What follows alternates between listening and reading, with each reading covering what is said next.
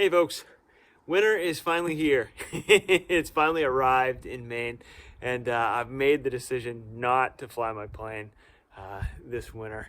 So we all know that keeping the planes healthy and keeping them well maintained, the first thing is you got to fly them. You got to fly them often. So I talked to my mechanic.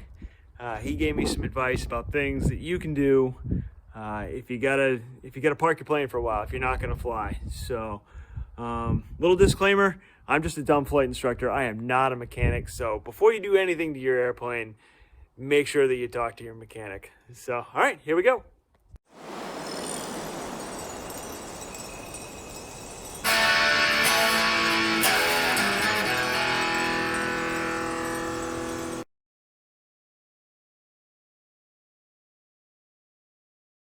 All right, so one of the first things that I did is I topped off my tanks.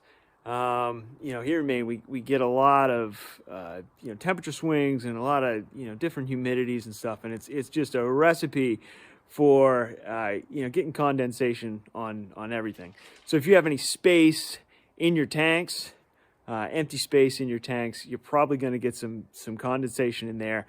You're going to get some water.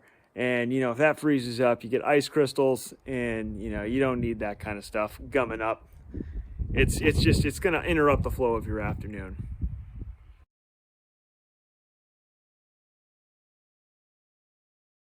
So the next thing you can do is get an oil that's specifically designed for storage. That'll protect your aircraft, your engine, while it's being stored. Now, I didn't actually do this. I talked to my mechanic, and I usually run the Phillips XC, and I usually run cam guards. So I talked to my mechanic, and he said, that would be fine. So I'm not actually doing this, but it is probably a good idea.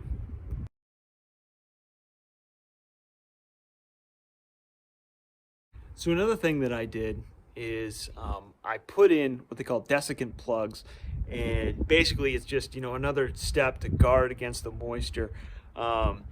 It's these little plugs here, and they have that same stuff in them that comes in the packages of the electronics they tell you not to eat, and it basically it's little blue crystals in there. You can see them. So I went with the plug dry 18mm.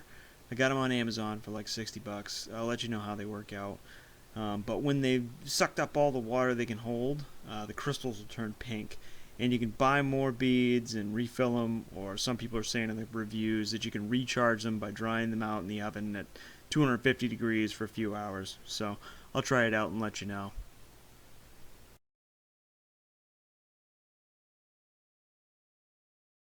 So one of the last things you can do is, my mechanic told me you can tape over your intake and your exhausts, and that'll make it, no matter how your prop is positioned, something is always open in your engine. Your valves are always open to one cylinder. So this kind of blocks off another route that moisture can take to get up into your engine.